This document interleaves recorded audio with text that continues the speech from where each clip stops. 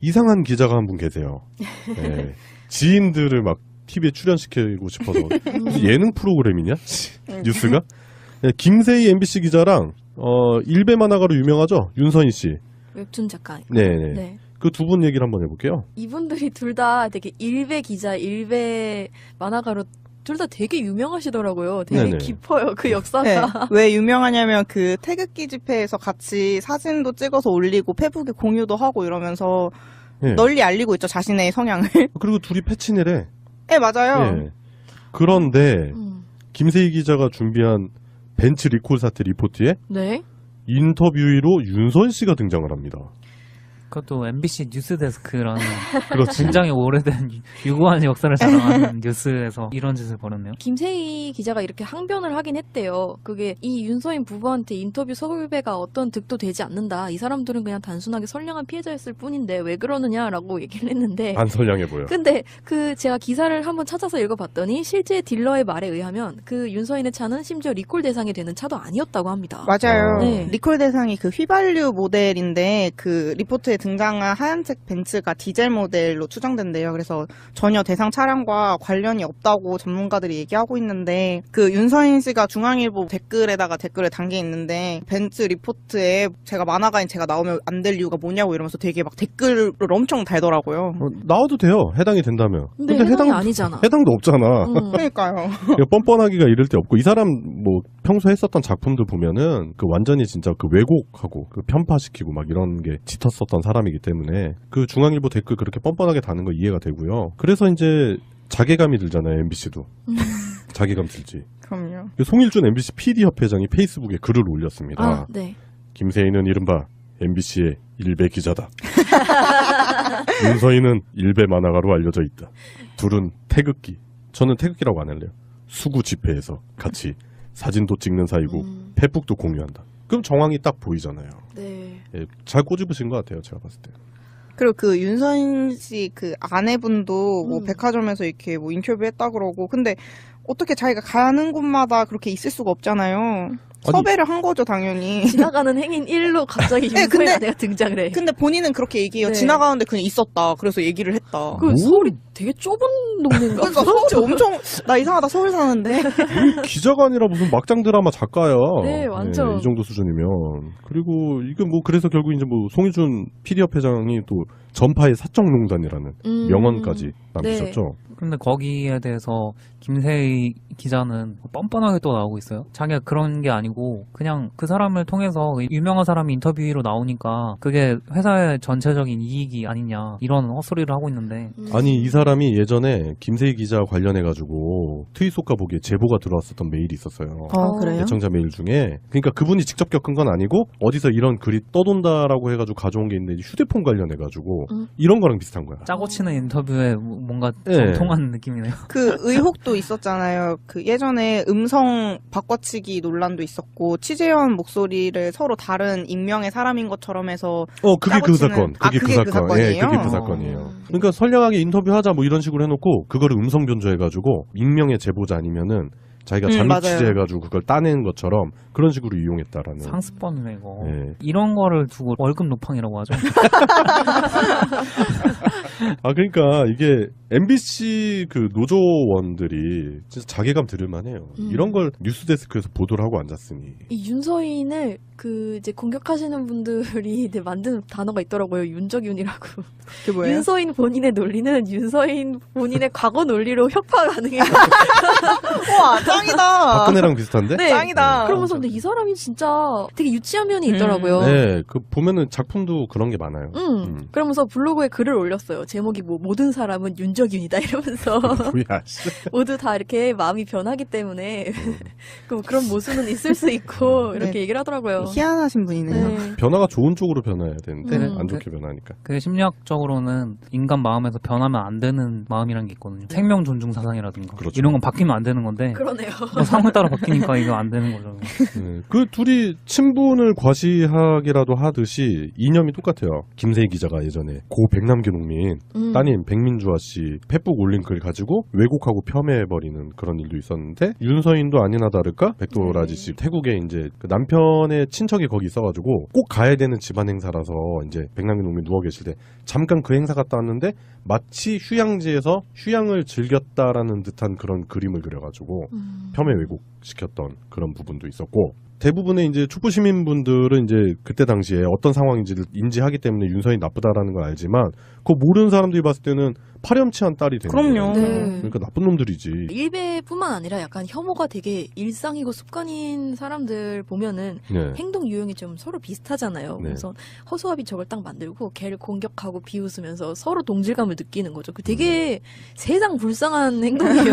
사실은. 그 사실 윤서인도 쉽게 말하면 빨대 꽂아놨다고 얘기할 수 있는 네네. 그러니까 인맥들을 이용해가지고 본인의 돈벌이에 사용하는 사례를 많이 보여줬거든요. 예를 들면은 여행 박사라는 사이트가 있어요. 여행 박사. 아, 네. 네네. 네. 거기에 이제 그 대표가 경영을 굉장히 참신하게 하는 걸로 네. 투표를 해가지고 사장을 바꾸는 그런 제도를 오. 한다든가 그래서 TV에도 나왔거든요. 네. 근데 알고 보니까 이 여행 박사가 윤서인한테 그 웹툰을 그리게 전속 계약을 해가지고 윤서인이 계속 그려주는 거예요. 아, 그래서 조이라이프 블로그 뭐 이런 게 있구나. 네. 금수저라고 또 네. 이렇게 많이 비판을 받잖아요. 음. 그런 점을 이용해서 본인이 막 여행한 걸 막 과시하는 거예요. 음. 만화로 그 여행 사이트랑 이제 연관 짓고 그런 건 문제 있는 거예요. 왜냐면은 그게 이제 왜곡이잖아요, 왜곡. 그 미디어가 줄 수 있는 영향력을 지인들한테 좋은 영향을 줄 수 있게끔 이득이 될 수 있게끔 활용하는 거잖아요. 지금 이 사태도 그런 것 같아요. 윤서인이란 사람을 지속적으로 미디어에 노출시켜 주는 거잖아요. 네. 정말 똥끼리 뭉치는. 아니면 둘이 그 수구 집회 나가가지고 뒤풀이하면서 술 한잔 하면서 그런 얘기한 거 아니야? 윤서인이 김세희한테 야, 저 우리 뭐 친하게 지내는데 나 방송 한번 출연시켜주면 안 돼? 그럼 김세희가 까짓건 뭐 내가 형님 한번 출연시켜드리지 뭐. 에이 걱정하지 마세요 이러면서. 그럼 나 웹툰에 한번 등장시켜줘 이러면서 그렇지. 내 캐릭터 만들어줘. 김세희 캐릭터로 하나 만들고 그러면 또 윤서인이 어느 날 갑자기 우리 와이프도 TV 한번 나오고 싶던데 아이 걱정하지 마세요 하나 만들면 되죠 막 이러면서. 백화점에 갑자기 그러니까 생뚱맞잖아. 형수님 백화점으로 나오세요 지금. 출연료 준 거 아니야 이 사람들한테. 뭐 그런 거 생각도 해볼 수 있는 것 같고 일단은 송일준 MBC PD 협회장의 페이스북 내용이 저는 많이 공감이 됩니다. 그냥 아는 사람들 동원해서 뉴스를 제조해낸다. 더는 기자로 두어선 안 될 사람. 그 글이 제일 기억에 남더라고요. 이거는 공영방송 기자 책임감이라기보다는 어디 가족신문 만들 때 하셨으면 좋겠어요. 가족신문, 아 가족신문 괜찮다. 네. 학급신문 뭐 이런 거. 학급신문 어. 이런 거 하셨으면 좋겠어요. 네 그래요. 깜냥 안 되는 사람들이 설치는 시대. 그렇기 때문에 MBC, KBS 노조원들이 그렇게 나서서 파업을 하는 거 아니겠습니까? 우리가 이명박근혜 기간을 살면서 제일 통탄했었던 게 이제 방송의 이런 질적 하락이잖아요. 네. 그거 앞장서는 거죠. 김세희 기자 같은 사람이. 그래요. MBC 김세희 기자는 뻔뻔함으로 일관하지 마시고 책임감을 느끼고 사퇴하세요. 사퇴. 네, 사퇴가 답입니다. 올해 유난히 자동차 리콜 소식이 많습니다. 오늘도 벤츠와 폭스바겐 등 4만 3천여 대가 제작 결함으로 리콜됐습니다. 올해 8달 동안 138만 대, 신기록인데요. 왜 이렇게 리콜이 많아지는지 김세희 기자가 취재했습니다. 수입차 판매 1위를 달리고 있는 벤츠 E클래스 모델들을 비롯해 20개 차종 2만 6천여 대에서 전류 제한기 이상이 발견됐습니다. 엔진이 고장난 상황에서 시동을 계속 걸면 과열로 불이 날 가능성이 있습니다. 벤츠라 그래서 큰 돈 주고 산 건데 또 리콜 기사 나오고 공장 또 오가라 그럴 것 같고 그러니까 불안한 마음이 자꾸 드는 거예요. 이래갖고 타겠어요. 폭스바겐 파사트 모델 14,000여 대는 부품 보호용 방열판이 작아서 화재가 날 가능성이 제기됐습니다. 국토교통부는 벤츠와 폭스바겐 등 4개 업체에서 수입 판매한 자동차 등 48개 차종 4만 3천여 대가 제작 결함으로 리콜된다고 밝혔습니다. 올해 초부터 지금까지 리콜 결정을 받은 차량은 모두 138만 2천여 대에 이릅니다. 사상 최대로 국내 등록된 자동차 16대 가운데 한 대꼴로 올해 새로 문제가 발견된 겁니다. 이처럼 자동차 리콜이 갈수록 늘어나는 이유론 업체들이 부품을 함께 쓰는 부품 공용화와 점점 복잡해지는 전자장치를 꼽을 수 있습니다. 원가 절감 등을 위해 부품을 공유하는데 한 부품을 여러 차종에 쓰면 문제 발생 확률이 높아지고 또 전자장치가 많을수록 불량 가능성도 높다는 겁니다. 단품으로 올 때는 정품인데 몇 개 모이게 되면 불량이 되는 경우도 있어서 품질 제고 측면에서 상당히 고민사항이 많고요. 특히 경쟁이 치열해지면서 이런 부분들을 품질 제고를 안 하게 되면 불량이 많아질 수밖에 없습니다. 앞으로 전기차가 늘면 리콜도 줄 것으로 보입니다. 전자장치가 일반 차의 절반이고 또 단골 리콜 부품인 엔진 변속기가 아예 없기 때문입니다. 전자장비 부품 수가 적기 때문에 그만큼 에러가 발생할 수 있는 확률이 줄어들고 내연기관의 어떤 엔진 때문에 불량 확률이 많지만은 전기자동차는 엔진이 없는 게 장점이라고 할 수 있겠습니다. 내 차의 리콜 대상 여부는 자동차 리콜센터 홈페이지에서 확인할 수 있습니다. MBC 뉴스 김세입니다. 자기가 가는 곳마다 그렇게 있을 수가 없잖아요. 섭외를 한 거죠, 당연히. 지나가는 행인 1로 갑자기 네, 윤소희 근데- 아내가 등장을 해. 근데 본인은 그렇게 얘기해요. 네. 지나가는데 그냥 있었다. 그래서 얘기를 했다. 그 서울이 되게 좁은 동네인가? 그러니까 서울이 엄청 나 이상하다 서울 사는데. 기자가 아니라 무슨 막장 드라마 작가야. 네, 완전. 이 정도 수준이면. 그리고 이게 뭐 그래서 결국 이제 뭐 송희준 PD협 회장이 또 전파의 사적농단이라는 명언까지 남기셨죠. 근데 거기에 대해서 김세희 기자는 뻔뻔하게 또 나오고 있어요. 자기가 그런 게 아니고 그냥 그 사람을 통해서 유명한 사람이 인터뷰로 나오니까 그게 회사의 전체적인 이익이 아니냐 이런 헛소리를 하고 있는데 아니 이 사람이 예전에 김세희 기자 관련해가지고 트윗속가 보기에 제보가 들어왔었던 메일이 있었어요. 그 오래된 유구한 역사를 자랑하는 뉴스에서 이런 짓을 벌였네요. 김세희 기자가 이렇게 항변을 하긴 했대요. 그게 이 윤서인 부부한테 인터뷰 섭외가 어떤 득도 되지 않는다. 이 사람들은 그냥 단순하게 선량한 피해자였을 뿐인데 왜 그러느냐라고 얘기를 했는데 안 선량해 보여. 근데 그 제가 기사를 한번 찾아서 읽어봤더니 실제 딜러의 말에 의하면 그 윤서인의 차는 심지어 리콜 대상이 되는 차도 아니었다고 합니다. 맞아요. 네. 리콜 대상이 그 휘발유 모델인데 그 리포트에 등장한 하얀색 벤츠가 디젤 모델로 추정된대요. 그래서 전혀 대상 차량과 관련이 없다고 전문가들이 얘기하고 있는데 그 윤서인 씨가 중앙일보 댓글에다가 댓글을 담겨 있는데 벤츠 리포트에 제가 만화가인 제가 나오면 안 될 이유가 뭐냐고 이러면서 되게 막 댓글을 엄청 달더라고요.